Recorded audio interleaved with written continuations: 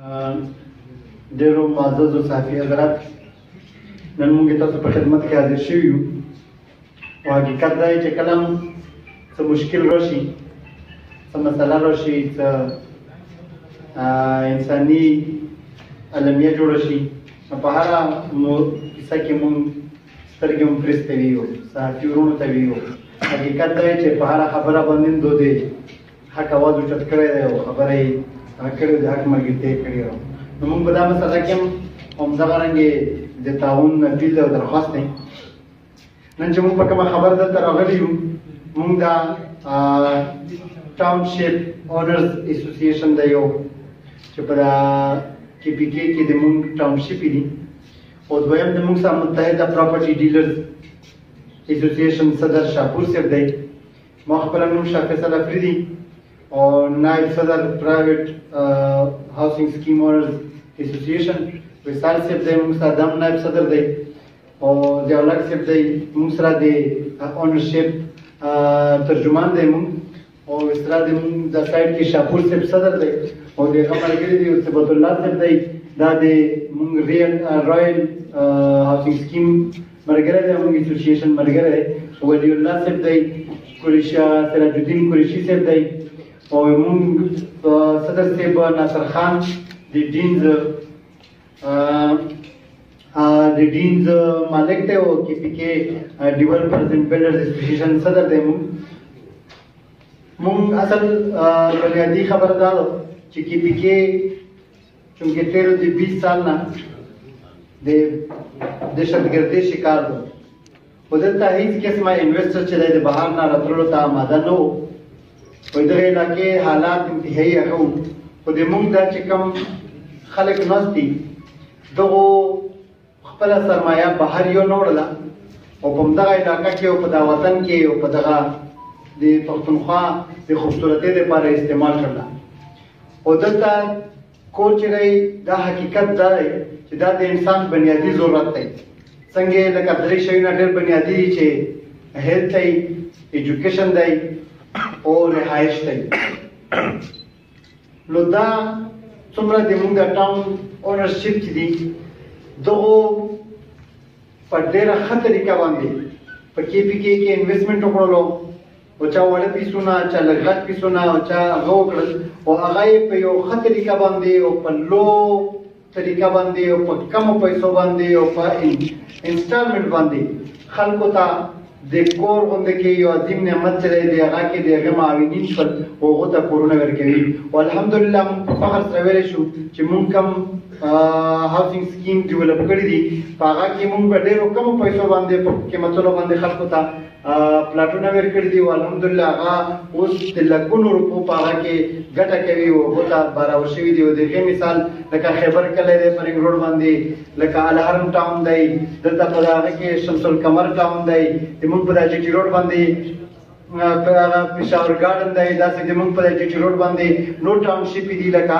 چې هغه، او په دلرزاق روډ باندې مسلم ټاون دی. دا شانتې چې هغو په موږ په 1 लाख روپۍ 1,20,000 روپۍ مرله خلکو ته ورکړي دي، او هغه اوس په 10 लाख او په 11 लाख او په 12 लाख روپۍ مرله هغه خلک خرڅوي لګیا دي.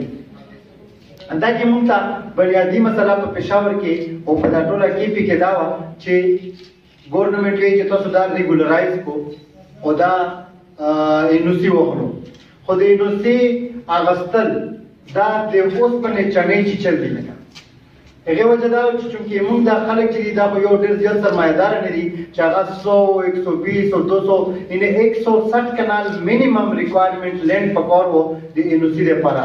نو په پېښور ریجن کې 160 کنال ځمکه یو سړي ته اخیستل او هغه په یو نوم کول، او بیا هغه باندې پلانینګ کول، او پلانینګ نه بعد هغه د PDA نه یا د هغې نه منظورول د موږ دغو انویسټرز ته ممکنه نه وه، ځکه چې دا په پېښور کې ځمکې انتهایي قیمت لري او دا ډېر زیاته پیسه غواړي. لکه په کومو علاقو کې چې د موږ ځمکې ارزانې دي او په هغه کې موږ په وس رسېدلو، نو په هغو کې د موږ ډېرو ملګریو NOC ګانې اخیستې دي، او د هغې مثال نوشهر چې چونکې هلته د ځمکې قیمت په جیروګونو کې په لکونو روپۍ دی، نو هلته اخیستی شي. خو چې چېرته په مرلو کې په لکونو روپۍ وي هلته سړی 160 کنال ځمکه اخیستل دا نامناسب شي. نو بیا مسله دا وه چې هغه هغه د پی ډي اي او د موږ په منځ کې یو کلیش و چې موږ دومره غټ اماونټ نشو هغه کولی. نور ګرینري او دا شیونه پکې شته دی، پارکونه پکې مناسب طریقې سره جوړ شوي دي او ښه ښکلې طریقې سره تاسو د موږ د صحافي وروڼه د موږ د پروجیکټ کتی شو. خو بنیادي خبره پکې دا وه چې موږ د ټي ام د پی ډي اي نه NOC اخیستل د موږ دپاره ناممکنه وه، چونکې پی ډي اي ته تګ چې دی یا NOC اخیستل چې دي دا ټول نورمال خبره چې زه دا وکړم هغه صرف په صرف د پیسو سره تړلې ده چې دنیا یې کروڑونه روپۍ په یو NOC باندې چې پی ډي اي ته رشوت ورنه کې دا کار نه کېږي، دا ناممکن شي. دویمه مسله دا وه چې هغه موږ هول انویسټمنټ نشو کولی. زه یو پلاټ واخلم او هغه په خلکو خرڅ کړم، دا خبره چې زه به هغه ته انتقال کوم نو چې ما هغه ته انتقال وکړلو نو بیا دا ماله پی ډي اي نه اکسپټ کوي چې د بل چا په نوم د انتقال وي او هغه ته زه NOC ورکړم لکه. دا شانتې نورې خبرې د موږ د ګورنمنټ سره په مختلف سیټینګ کېدل شوې چې موږ دا زاړه سکیمونه چې دي دا تاسو موږ ته ریګولرایز کړو. دویمه خبره دا وه چې موږ ته وایي چې ایریا کمه کړو په پېښور په علاقه کې کم از کم د کمې ایریا دپاره تاسو د موږ لپاره الاؤډ کړو چې په لږه ایریا باندې موږ هغه وکړو. دغې خلاف اوس حکومت آبادي خو نشي ریسارولی. دا ټول پېښور ګیر چاپېره تاسو وګورو دا مشروم گروث دی، په خپله خلک آبادي کوي، بغیر ډیولپمنټ نه یې کوي، بغیر پلانینګ نه یې کوي. هلته یو سړی ځمکه یې ده او هغه باندې کور جوړوي، 10 فوټې کلی ده، تنګې ګنده اوبه وړي، د هغې وښکلو سیسټم نشته، هغه د هغې کور مخې ته بهیږي. او دغرنګې دا ټول پېښور په دا طریقه باندې هغه شو چې نه پېښور د مضافاتو کې ته په یو علاقه کې ګاډی نشي وولی سړی، دومره تنګ وي، دومره مشکل وي، دومره مشکلات وي پکې، هغې د سیوریج پراپر انتظام او سیستم نشته دی لکه د دغې وجې نه هغه هم مشکل شي لکه داسې ډېرې مسلې وي. خو هغې له حکومت څه کوي؟ هغه ته حکومت ګیس هم ورکوي، هغه ته حکومت بجلي هم ورکوي، هغه ته حکومت په خپلو پیسو باندې روډ هم پخوي، ګلۍ هم پخوي. لکه کله دا موږ چې د پراپر د KPK بلډرز اینډ ډیولپرز چې کوم د موږ دي دا لګیو نو موږ روډ پوښو، ښه مناسب پلانینګ ورکو، ښه ټیک ټاک روډونه ورته جوړ کړو. لکه هغې باوجود ګورنمنټ موږ ته بجلي نه راکوي، ګورنمنټ موږ ته ګیس نه الاؤډ کوي، ګورنمنټ موږ باندې پابندۍ لګوي. او اوس یې ټولو نه غټه خبره دا کړې ده چې اوس یې انتقالاتو بندولو لپاره مخه کړی چې دا د ټرانسپورټ بند شي. نو سړي باندې ما کور خرڅ کړی دی، د هغه مجبوري ده، هغه یې انتقال هم کړی دی، هغه یې خرڅوي په بل چا باندې، چې په بل چا خرڅوي ګورنمنټ هغه بندوي، هلته به ټرانسپورټ نه کېږي. لکه یاره دا کومه خبره ده؟ هغه مجبوري وي، د هغه به هغې وي. لکه دغرنګې بله خبره یې دا کړې چې خانقاش انتقال چې دی دا یې بند کړی دی. خانقاش په ټول پېښور کې نه، په ټوله KPK اکثریت انتقالونه په خانقاش باندې شوي دي او روان دي او کېږي. لکه او هغه یې بند کړلو، هغه انتقال یې راودرولو. لکه دا شانتې غیر ذمه دارانه فیصلې وکړلې چې د هغې په وجه باندې بلډرز ته هم ډېر غټ مشکل جوړ کړو. او د موږ سره چې کوم لاندې خلک دي دا څومره پراپرټي ډیلرز چې راغلي دي دغه د موږ سره انکم وابسته دی، دغه موږ سره دا روزګار وابسته دی چې موږ ټاونشپ جوړ کړو، دا پکې پلاټ اخلي، خرڅوي، دو پکې لږه ډېره مزدوري کوي. دغه پښتانه وروڼه موږ پښتو کې خبرو کې لږ وایي شاه فیصل صاحب چې کومې خبرو کې لومبی خو چې کوم دی زمونږ چې کوم ایسوسیشن دی د دې نوم دی KPK بلڈر اینڈ ڈیولپر ایسوسیشن. جتنے بھی صحافی میرے بھائی ہیں یہ پراپر اس کو نوٹ کر لیں، یہ ہے KPK بلڈر اینڈ ڈیولپر ایسوسیشن کے نام سے ہے. اور نہیں جی دا موږ مخکې ډوډ کړو په حال هم دی خو چونکې پرابلم نور راغلی نو موږ څه داسې اکټیویټي نه وکړو. زمونږ چې کوم پرابلم چلیږي په دې باندې موږ ډېر میټینګ وکړو، ډېر دغه وکړو. پرون هم زمونږ چې کوم لوکل ګورنمنټ منسټر صاحب و هغه سره زمونږ میټینګ وشو. هغه خپل هم بلډر دی، دا خپل هم چې کوم دی څه پروجیکټ دی هغه په دې خبره باندې پوهېږي.